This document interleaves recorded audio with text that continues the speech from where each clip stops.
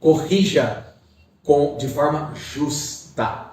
Aqui é um dos pontos mais complicados no aspecto da correção. Você deve ser justo na correção. O que eu estou querendo dizer? Que a correção deve corresponder à falta cometida. A falta cometida. Você já ouviu dizer, por exemplo, tinha uma pessoa que uma vez me falou assim, né, que quando um filho fazia uma coisa errada, a mãe pegava a varinha e batia em todos. Batia em todos. Né? Por quê? Porque você já que está apanhando, todo mundo vai apanhar para não fazer igual. Não é justo. Ah, mas é meu avô, que é antigo, é bom. Não. Adão pecou há milhares de anos atrás, fez coisa errada. Nem tudo que é do passado é bom, porque tem pecado, né? Não pode esquecer. Tem erro. Certo? E vejam só. Ela estava agindo mal, de modo injusto. Tá? Cuide para que a correção seja proporcionada também à idade da criança. A correção proporcionada, a correção justa, não é só aquela que deve corresponder ao que foi feito. Por exemplo, o menino quebrou o prato. É necessário corrigir isso? Ah, meu ver, não. Não precisa corrigir. Ajude ele a ser responsável, pegar o prato. Ah, ele estava correndo com o prato, estava sendo... Aí é necessário corrigir. Acidentes acontecem. Vocês nunca quebraram um prato, um copo? Acidentes acontecem. Quando há um acidente, não é necessário corrigir a criança. Puxa, filho, vamos pegar aqui que é perigoso. Você não precisa corrigir tudo. Entendeu? Ah, mas ele estava correndo em volta da mesa com o copo e derrubou o copo. É necessário corrigir. Tá? Ah, ele pegou o copo e jogou na parede de raiva. É necessário castigar. Olha a proporção. Vocês estão vendo? É bem diferente uma coisa da outra. Gente, tem criança que derruba o copo, o pai já ralha com a criança na frente de todo mundo. Ah, pelo amor... Não vou nem... Pelas barbas do profeta. Que é isso? Olha o que você está fazendo, distraído. Começa os impropérios, começa a ladainha de xingamentos. Né? A criança... Puxa, né? Aí o pai no dia seguinte quebra o copo. Nossa, né? Que coisa. Eu também quebrei, foi um acidente. Acontece essas coisas. Tá? Então tem que tomar muito cuidado para que a correção seja proporcional. Filho, você viu o que aconteceu? O filho um pouquinho mais velho que tem compreensão, né? Ele vai lá, um filho de 6 anos, você estava comendo com o copo. Isso é perigoso. Você viu que você derrubou? Certo? Você agiu mal. Você não fez bem. É uma correção. Tá bom?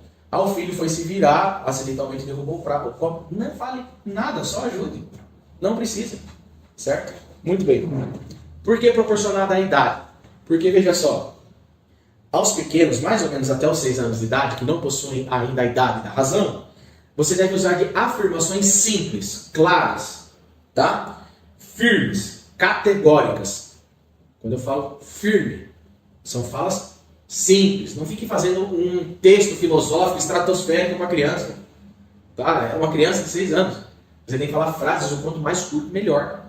E categórico. Não uma mãe que mais parece uma amoeba. Né? Mas não também uma mãe que fala com uma rispidez tal que a criança teme.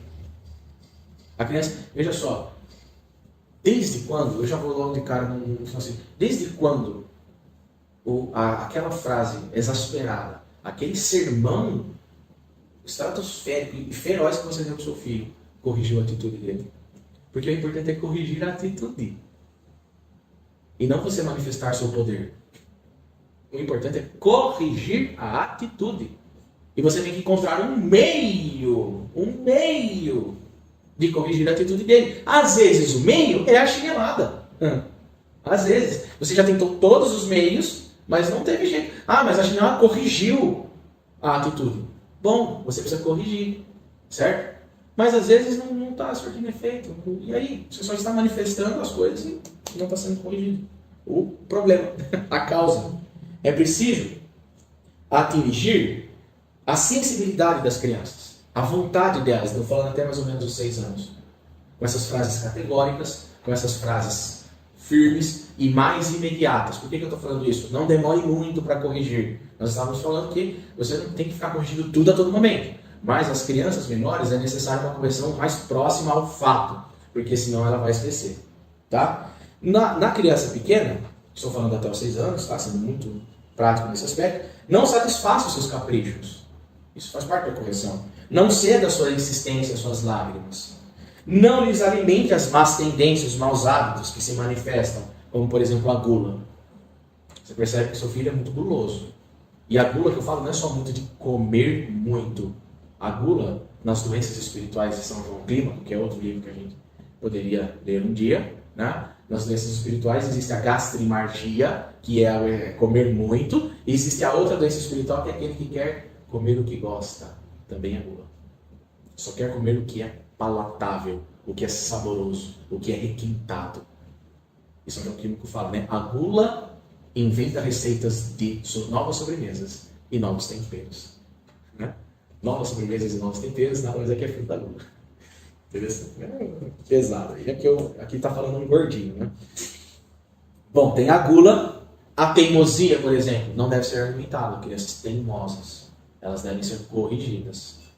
Egoísmo, cólera, tudo isso. Eu tenho um filho que é um leãozinho, é um tigre, um moleque, né? Já sabe que eu só tenho um menino. É bravo, acorda bravo. Quando a minha esposa fala, vai lá acordar o leão, já fala assim, vai lá na toca, porque ele já acorda assim, estressado, certo? Mas é preciso controlar. Ele até cerra os dentes assim, e ele nunca arredou o olhar. Toda vez que, por exemplo, eu olhei para ele firme assim, ele encara e fica firme. Eu falei, olha, é bravo, né? Tem que ser bem orientado um negocinho desse, certo? Porque pode ser que isso se transforme, dê frutos numa pessoa resignada, resiliente, né? Uma pessoa firme, ou uma pessoa irada, intratável, intragável, tá? Com o crescimento, as correções devem apelar mais agora para a compreensão. Passou então de 7, 8 anos, você deve, na correção, buscar levar o seu filho a compreender o que você está corrigindo. O motivo, né? Você deve buscar a levá-lo mais para a razão, para que ele perceba que ele agiu mal, né? E ele está sendo corrigido por causa disso. E ele procure tomar medidas para se corrigir também. Eu sei que eu fiz mal, não deveria ter feito isso. Tá? Além da idade, leve em consideração a individualidade do seu filho. De cada um. É aí que entra um pouco o aspecto dos temperamentos. Tá? Então veja só. Leve em consideração a individualidade. Primeiro, o sanguíneo. O temperamento sanguíneo, os 4 temperamentos é algo real, tá? Ele existe. Ele é super potencializado hoje. Virou febre, virou post de Instagram. Tá certo? É o que é hoje. Virou, assim, um tema de story para bombar, hoje no ambiente católico, para estourar, é falar dos temperamentos. Cuidado. Temperamento é uma parte da vida do homem. Inclusive é uma parte corporal. Faz parte do corpo o nosso temperamento. Não é nem da alma. Da alma é o caráter. É a vontade, a inteligência, é a decisão. Certo? Então, muito cuidado, porque o temperamento, a gente está naturalista. Hoje a maior parte das postagens e análises de temperamento são análises naturalistas. Porque tratam o temperamento como se fosse o manda-chuva. Quem manda é a alma, quem manda é a inteligência, quem manda na vontade e quem vai mandar no corpo. Mas, lógico, não deve ser desprezado, porque eles existem. Não precisa fazer uma análise psicológica aqui no curso de psicologia para ver que há temperamentos distintos e que pessoas, um grupo de pessoas se enquadram no mesmo tipo de comportamento. Isso é óbvio. Certo? Vamos lá. Os sanguíneos. Os sanguíneos, o que eles são? Eles são pessoas extrovertidas, abertas, amigáveis. E aqui uma coisa muito importante. Não corrija o que o seu filho tem de bom. Porque às vezes um pai, eu vou dizer assim, eu acho, não sei, eu acho que eu sou colérico. Certo? E o colérico se irrita, por exemplo, com o melancólico. O colérico é uma pessoa firme, forte. E o melancólico é uma pessoa franzinha, que é tudo dodói, que tem para tristeza, que chora. Isso irrita o colérico. Acorda, minha filha, vamos, reaja. Vamos. O colérico não admite demonstrações de fraqueza. E o melancólico é o que mais faz, manifesta a sua fraqueza.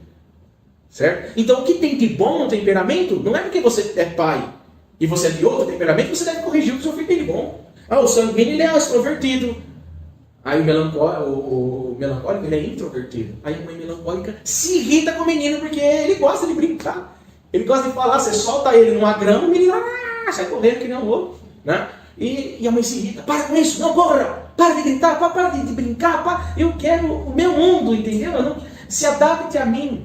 Isso é perigoso, né? Porque você precisa entender que seu filho tem um tipo de temperamento. Aquilo é corporal, veio de fábrica, veio de você, né?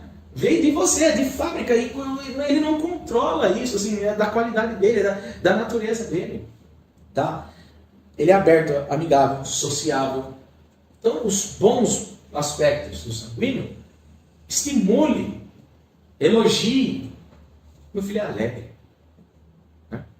Meu filho é amigável, ele faz amizade com facilidade. Filho, olha lá, aquela criancinha ali não tem facilidade de fazer amigos. Vai lá. Você nem precisa falar para ele, filho, vai lá brincar com aquele menino. Ele já fez um amigo. O sanguíneo é assim, ele já deu um segundo, ele já tem o melhor amigo da vida dele. Você entendeu? Mas o temperamento tem os seus vícios. Certo? O sanguíneo, ele é, vamos dizer assim, né? Um lago de 1 metro de profundidade. Ele não é um poço de 20 metros, de 40 metros. Ele é um laguinho. Certo? O principal defeito do sanguíneo que deve ser corrigido: inconstância. Ele não termina as suas tarefas. Ele não termina nada do que ele faz. Ele topa tudo que você der para ele. Tudo. O sanguíneo é o cara lá do domingo que quer fazer dieta na segunda, não consegue. Ele vai abraçar um mundo de livros. Ele escuta uma palestra dessa, por exemplo. Todos os livros que eu falo, ele vai querer comprar tudo, mas não vai ler meia dúzia. E dos livros que ele começou a ler, ele vai parar. Os livros do sanguíneo tem lá o marca-página sempre, lá nas 30 primeiras páginas. Ele não consegue ir para frente. É preciso corrigir o comportamento inconstante do sanguíneo. É preciso fazê-lo começar uma tarefa de casa e chegar até o fim. Isso para ele é a morte, mas não me interessa. Ele precisa acabar. Precisa acabar, filho. Agora é uma tarefa. Depois é o seu casamento. Entendeu? Depois do seu casamento. Você não vai conseguir chegar até o fim. Certo? Você não precisa falar isso para ele, é óbvio, né? Mas você tem que saber que vai chegar em momentos que nas dificuldades ele vai abandonar. Curioso. Curiosidade, olha. A curiosidade boa é aquela pessoa que... isso tudo bem. Mas a curiosidade, especialmente em meninas, é perigosíssima. E menina é mais curiosa. Certo? E a curiosidade leva, não poucas vezes, às impurezas. Às impurezas. Então é preciso corrigir. É preciso corrigir também. O melancólico. O melancólico, ele é uma pessoa externamente calma, às vezes internamente nem tanto. Mas externamente ele é uma pessoa calma. Isso é bom. Não é uma pessoa que causa... Isso é fácil. Você vê um sanguíneo chega num lugar e badala o negócio inteiro. Já todo mundo agita, todo mundo. Né? O melancólico não, ele é mais calminho, ele é mais tranquilo. Internamente, às vezes não. Na maior parte das vezes ele não é calmo internamente, mas ele demonstra externamente uma estabilidade, uma calmaria. Isso é bom. Amanhã, moleque, se mexe! Fala lá pro melancólico, mano, que coisa! Não se mexe, fica aí parado. Não, calma, não precisa ficar corrigindo isso, é próprio dele. Tá bom? Ele é reservado, isso é muito bom. Que o sanguíneo já fala tudo da vida dele, todo mundo conhece tudo da vida dele nos primeiros 5 minutos de conversa. Certo? Tudinho. Mas o melancólico não, ele é bem reservado. Tá? Ele pensa bastante, ele é pensador e sensível. Para mim, a sensibilidade, é difícil colocar isso na virtude. Sabe? Para mim é difícil, na hora que eu fui escrever, quase que eu pus no vício. Sabe? Porque para mim ser sensível é uma fraqueza. Sabe? É uma fraqueza, é uma demonstração de fraqueza. Mas uma virtude, é uma coisa boa do melancólico. Né? Contudo, os melancólicos, esse ser reservado pode vir se tornar um ser introvertido. Aí não, aí é preciso corrigir. Dificuldade de fazer amigos. Chorão. Criança chorona, ninguém aguenta. Só chora para tudo. Qualquer coisinha que acontece com ele, ele não foi escolhido no futebol, ele chora, parece uma manteiga. Entendeu? E vai, e tudo dói, e tudo é difícil. Precisa corrigir, precisa tirar ele dessa situação de introversão. Principal, tristeza. A tristeza é uma doença perigosíssima. Não se deve alimentar a tristeza. É normal ficarmos tristes em alguns momentos da vida. Alimentar tristeza é perigosíssimo para a alma da criança, para a alma dela, para a vida dela, para o convívio dela, para o convívio familiar. A tristeza, ela contamina tudo. Ela vai tomando A casa, os pais, o relacionamento dos pais, o relacionamento dos pais com os filhos, a escola, tudo, tudo, tudo. A tristeza é um veneno bem pequenininho que vai envenenando tudo. É preciso então corrigir no melancólico a tristeza e a introversão. O colérico, calmo, firme, justo, né? Perdão, você deve ser justo com o colérico. Eu estou falando aqui as resoluções, né? O colérico, desculpa, ele é determinado, ele não é calmo. Falei aqui que você tem que ter com o colérico, é calmo. Determinado, trabalhador, impulsivo, lidera tudo aquilo que ele quer, que vai fazer. Ele é como que o líder nato. E não adianta ficar bravo com ele. É dele isso. Entendeu? Não adianta falar assim, você quer mandar toda vez? Não, é instinto dele. Entendeu? O colérico, na hora que vai montar um time de futebol, ele monta. Vocês estão entendendo? Ele já começa a montar. Certo? Ele vai brincar de não sei o quê, ele já começa a ser o rei. Ou ele é o policial, o general, não sei o quê. Entendeu? Esse é um tipo do colérico. Contudo, por isso que eu estou falando, não mate isso no seu filho se ele tem esse comportamento. Não mate a determinação dele. Não mate o desejo dele de agir, de ir para frente. A força que ele põe em tudo. Mas é preciso tomar cuidado. Porque o colérico é orgulhoso. Ele é raivoso. Ele é impaciente. Ele é duro. Ele é frio. Certo? Colérico, por exemplo, um colérico histórico clássico. Otto von Bismarck. Ele era chanceler da Alemanha. Ele falou assim: os problemas de hoje não serão resolvidos com discussões, e sim com ferro e sangue. Ele é frio. Se todo mundo querer discutir democracia no século XIX, ele falou: a coisa vai se resolver com guerra.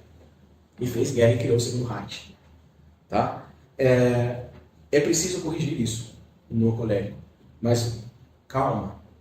Se você sabe que ali a coisa é desse jeito, o menino é daquele jeito, você tem que manifestar calma, firmeza, constância e especialmente na correção do colérico, justiça. Seja justo na correção. Se você for injusto, aí você tem um tigre. Certo? Porque ele vai ficar com raiva.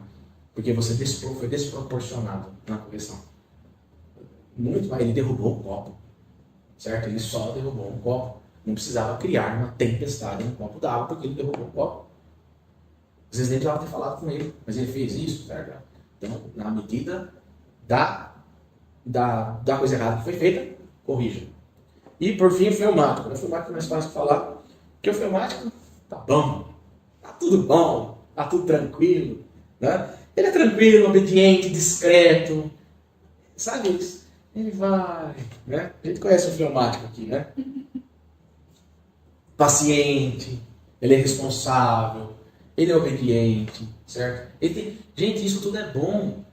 Isso tudo é bom, ele é tranquilo, ele é obediente. O fleumático causa um benefício na casa tremendo. Ele vai, com a tranquilidade dele, ele vai organizando o restante. Sabe? A paciência dele contagia. Às vezes, o colérico irrita. Certo? Irrita. Vamos, né? Mas ele é bom, contagia. Ele pondera as coisas. Só que os fleumáticos também tendem a preguiça. E o mais problemático, assim como eu falei que no melancólico a tristeza é o pior, no fleumático é a indiferença, é a apatia. Ele pode... tá o aí, você esqueci, explodão. Eu não vi. Entendeu? E ele tem estado corporal para isso. Ele tem estado corporal para isso. E essa indiferença precisa ser corrigida. Essa apatia precisa ser corrigida. Às vezes a preguiça, né, tem que ser corrigida. Porque senão é difícil. Casar com um homem fleumático, com uma mulher, ela vai ter que se adaptar, porque ela tem que tirar ele da indiferença, da apatia todas as vezes, porque senão ele não está bem. Tá? É preciso. Casar também é o contrário, certo? É difícil porque a mulher não tem nem para você, ela não tem demonstrações. Tá bom? Para finalizarmos, eu falei sobre a questão de corrigir a educação personalizada. Não corrija em público. Olha só, isso aqui é muito importante. Isso aqui é São João Bosco. Essa dica é de São João Bosco, certo? Não corrija ninguém em público. A não ser que seja para impedir ou reparar um escândalo. Porque o escândalo é público. A correção também vai ser pública. certo? Mas, via de regra, não é um escândalo. E o esculacho público só vai prejudicar. Ao melancólico, piorou. Ele é tímido, ele vai se sentir, certo? Ao colérico, vai despertar o que é de mal deles. A tristeza do melancólico, a raiva do colérico, entendeu? A indiferença do fleumático, né? Eles vão... A correção pública é complicadíssima. Somente em casos de necessidade, quando houver um escândalo. Você vai impedir um escândalo. Aí você deve fazer a correção pública. Procure sempre o momento adequado para corrigir o seu filho. O lugar e as palavras oportunas. Tá? E agora é para nós, não quanto os filhos, é para nós. Afaste das suas atitudes qualquer indício de paixão. Nenhuma agitação no espírito. Nenhum desprezo nos olhos. Nenhuma injúria nos lábios. O educador no perfeito domínio de si, moderado nas palavras, nos gestos e no olhar, para que não lhe saia obra de cólera, o que só deve ser obra de amor. Lembrando de que só a razão tem direito de corrigir, como diz Fenelon, e que quem se deixa levar pelas paixões está mais precisado de impor a correção a si do que aos outros. Tá? Quando tudo isso não der certo, a gente vai castigar. Bom? E o castigo, ele precisa ter essa ponderação para encerrarmos. Está ficando longo, né? Tome-se como regra, Santo Afonso Maria de Ligório, tome-se como regra nunca pôr as mãos em um filho, ponto, não. Né? Enquanto dura a ira ou a cólera. Espere-se até que se tenha aquietado por completo. São João Bosco continua. Quando, porém, se tornarem necessárias medidas repressivas e, consequentemente, a mudança de sistema, uma vez que certas índoles só com o rigor se podem dominar, cumpre-se fazê-lo de tal maneira que não apareça um mínimo sinal de paixão. Muitas vezes a gente pune o filho, não corrige, mas castiga, e ainda com manifestações de palavras, e gestos, e olhares, e tipo de castigos físicos repletos de sinais de paixão. Ah, o menino derrubou o refrigerante no tapete. Certo? Aí você já salta, você fica nervosa porque aquilo vai dar trabalho para limpar e você sorteia e já salta, e já xinga e já fala, que coisa, seu desastrado, e começa a xingar o filho, pega ele pela orelha, você vai ficar de castigo, você vai ficar a semana inteira sem poder jogar bola. O menino derrubou o refrigerante no tapete. Você entendeu? E você ficou bravo. Você está desregrada, desmedida. E isso transfere-se para a criança. Isso não é corrigir, isso é deseducar. Tá? Então, às vezes, vai ser preciso deixar de castigo no quarto, castigo corporal, você vai ficar de castigo no quarto.